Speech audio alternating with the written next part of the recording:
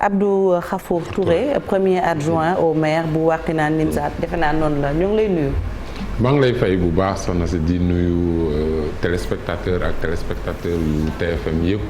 yi nga xam ne nii ñu ngi ñuy seetaan ci suba gi di nuyu Chérif di ko remercier ci invitation bi. aywa Chérif ñu tàmbali waxtaan bi. waaw ñu tàmbalee ci dëkk ba mu dëkk Guédiawaye ndax Wakhinane Nimzatt benn commune la ci 5 communes yu ville bu Guédiawaye dem nag ngeen doon installé seen maire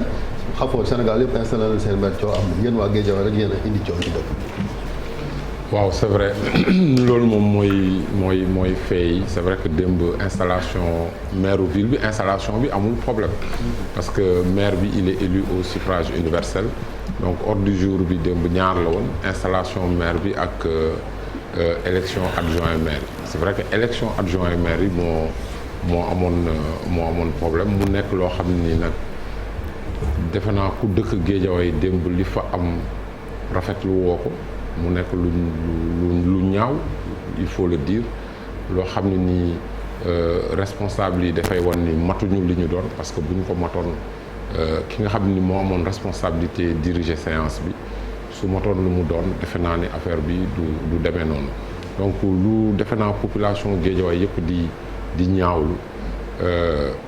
maintenant li am na.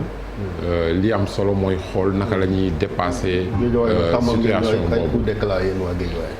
non du coup d'éclat xam nga li am démb pour revenir sur les faits c'est simple comme ni ma ko waxee ordre du jour bi ñaar la woon donc élection maire bi y a pas installation maire bi amul problème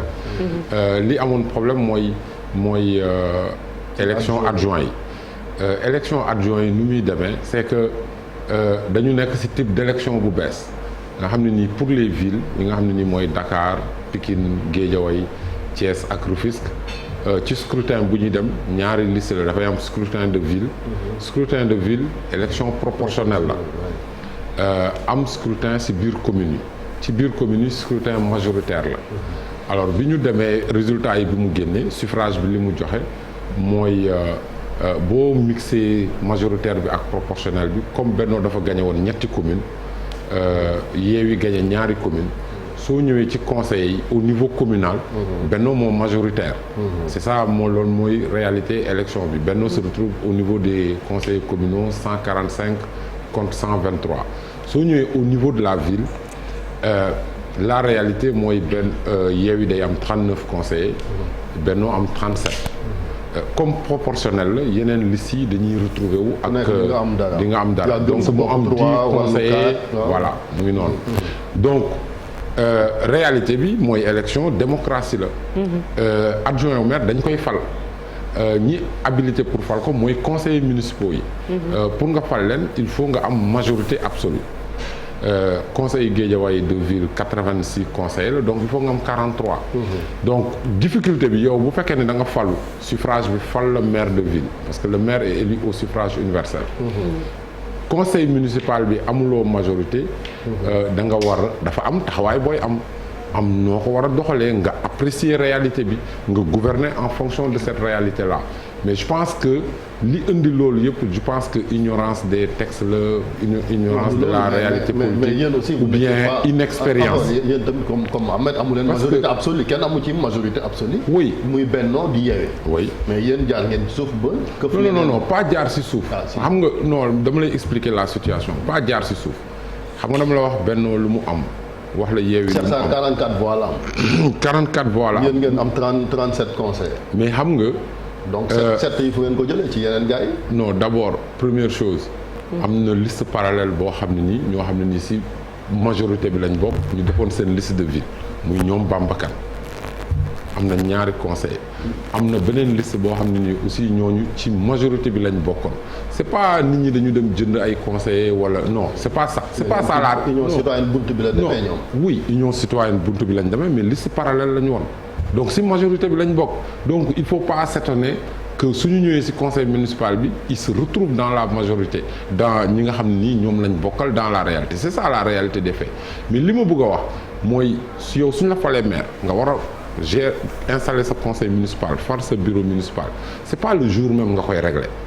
parce que yow yaay gérer yow yaay gouverner c'est pas le jour même ngay ñëw mënoo yeewu ñëw ba sa biir conseil municipal nga xam ne amuloo majorité absolue nga xam ne nii élection la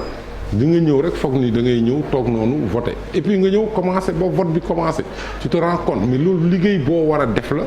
bien avant 15 jours avant 10 jours avant nga waxtaan xool naka ngay taxawalee sa conseil municipal naka ngay taxawalee sa bureau municipal naka ngay def ba sa 5 ans yi nga xam ne nii fal nañ la ko tu es maire parce que personne ne conteste cela mais yow yaa war a xam nag naka ngay def naka ngay parce que bu nekk da nga nekk ci conseil municipal arc-en-ciel mais c'est dans tous les conseils municipaux loolu moo am pratiquement Thiès moo am Pikine le maire il est élu mais il n'a pas la majorité du conseil donc tu fais les concessions nécessaires. mooy l'omniprésence de son prédécesseur mooy Aliou Sall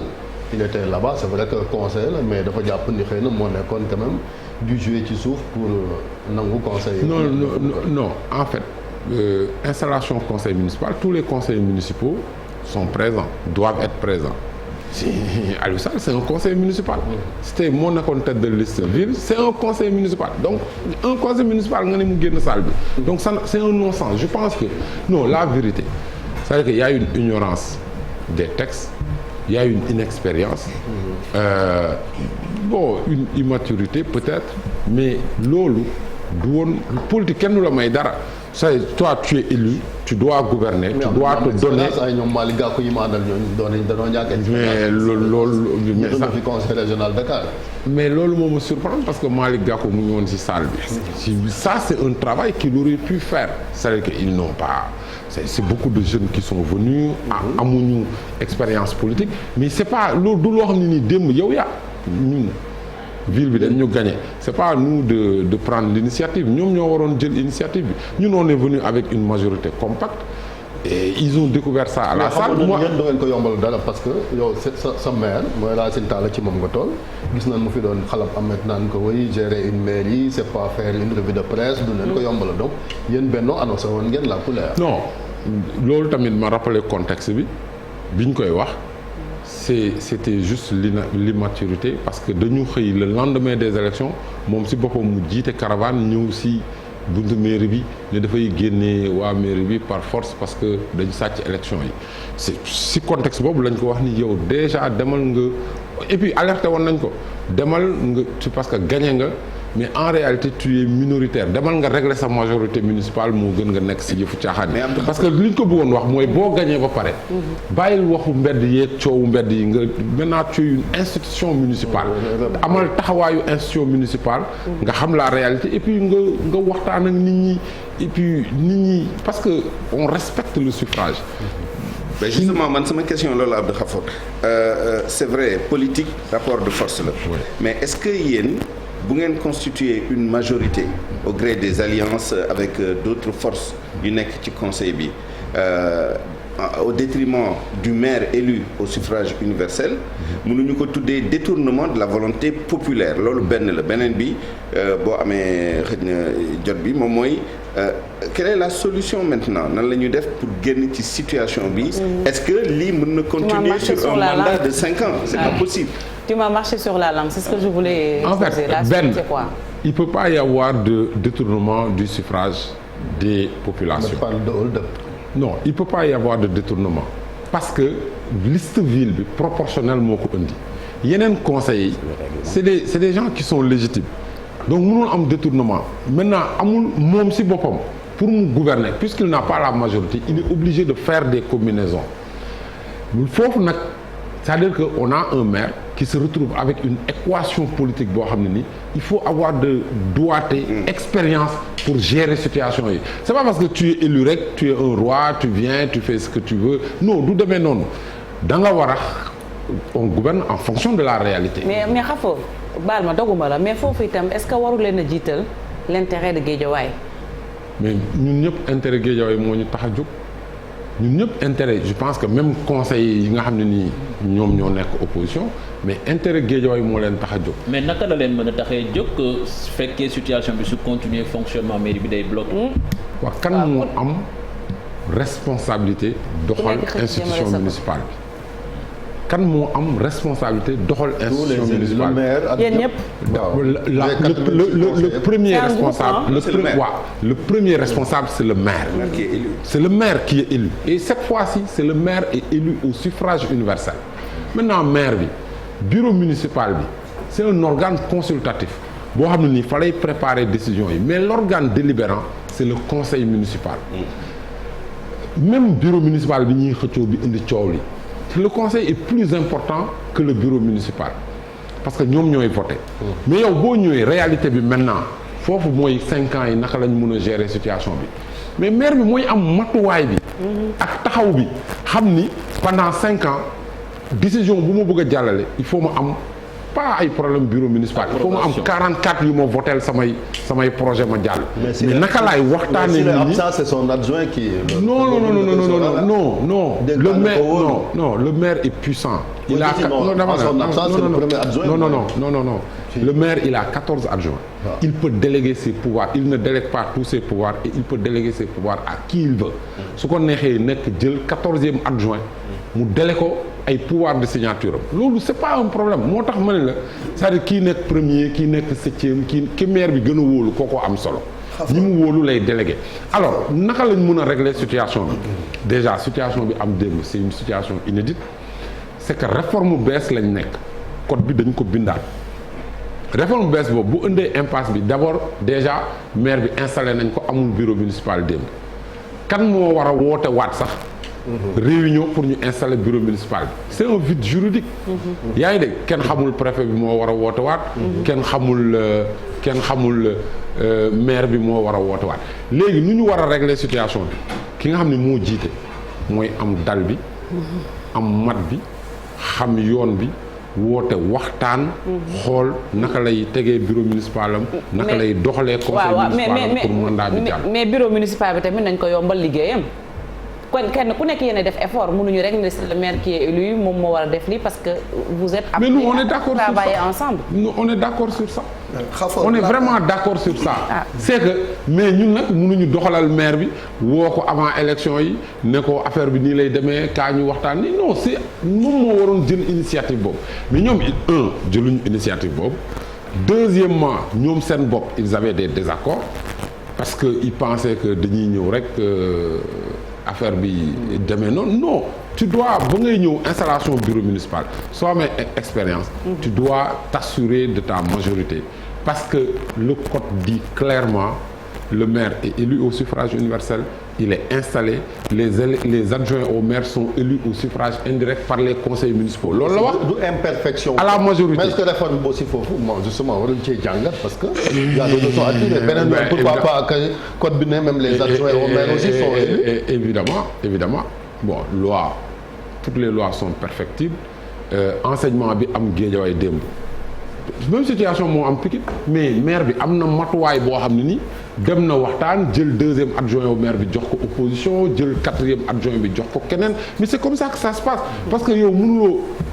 gouverner si tu n'as pas de majorité tu gouvernes avec les autres forces donc tu prends cette initiative loolu moo am Rufisque mais dañu waxtaan dégguloo fa coow bi maintenant Guédiawaye li tax mu am coow même situation yooyu maire bi minoritaire moo am Rufisque maire bi minoritaire moo am Pikine en termes de majorité absolue mais dégguloo fa coow parce que ki jiite am na taxawaay boobu xam ni dafa war a waxtaan nit ñi donc d'abord la vérité mooy le maire n'a pas été à la hauteur de ses charges mais évidemment l'enseignement principal mooy il faudra réviser le code électoral il faudra peut-être xool est-ce que le maire duñ ko élire avec proportion bi ñu def 55 majoritaire 45 proportionnel est-ce que duñ ko yóbbu wala ñu jël majoritaire bi def ko 55 nga xam ne nii maire bi quand il est élu au suffrage il a automatiquement sa majorité oui non je pense que la principale réforme foofu la jëm c'est-à-dire que il faut parce que opposition bi ñoo doon xeex pour proportionnel bi parce que dañuy wax ni pouvoir bi mu ëpp chance raw gàddu donc nañu yóbbu 55% sur la proportionnelle mais je pense qu'il faut inverser fexe ne ki gagné am 55% des conseillers nga xam ne ni bu population yi élire ko mu jàll au suffrage il a automatiquement sa majorité mu mën a gouverner ça je pense que loolu li am démb Guédiawaye il faut ñu améliorer texte yi pour pouvoir éviter ces situations là mais démocratie moom il faut ñu respecter règles yi élection la élection nag ku ëpp doole yaay gagné mais mënoo commencer élection première nga gis ni yow da ngay ñàkk nga yàq élection bi deux questions. voilà Khafor wax nga ko léegi politique moom politique la tudd amul may dara sa adversaire donc tey ñu ngi jëm ci situation bu nga xam ne bu fekkee ni vote bi continuer na la majorité des adjoints au maire ak des secrétaires élus Benno Bokk Yaakaar lay doon ngeen am majorité au niveau donc ci biir bureau municipal bi dafay indi jafe-jafe pour Ahmed mun a gérer te tension bi ak ni mu demee nii gëw ma ni di ngeen lâcher du lest est-ce que demuñu tey vers une situation bu nga xam ne blocage dina am ba ñu jëm ci taxawal délégation spéciale est-ce que du loolu mooy seen bébét pour que Ahmed ngeen rendre ko la vie difficile ba du mën a gouverner. Non, je pense qu'on l'a dit depuis le début, notre intention c'est pas de bloquer l'institution municipale, notre intention de bloquer ko sur les 5 ans.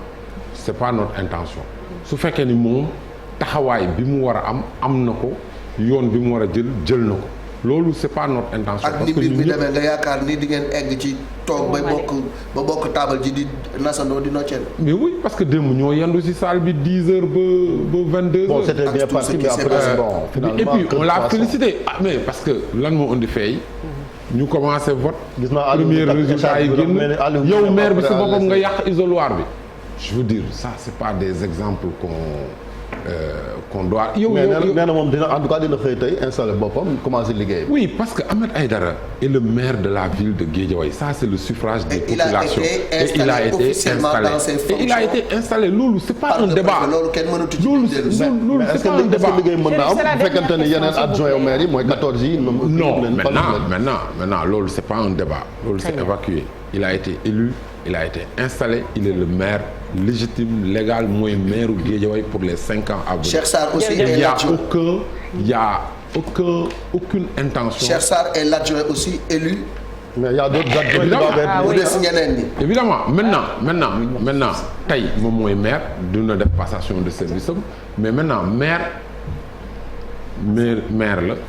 bureau municipal la conseil municipal moom moo war a maintenant le bureau n'est pas complet.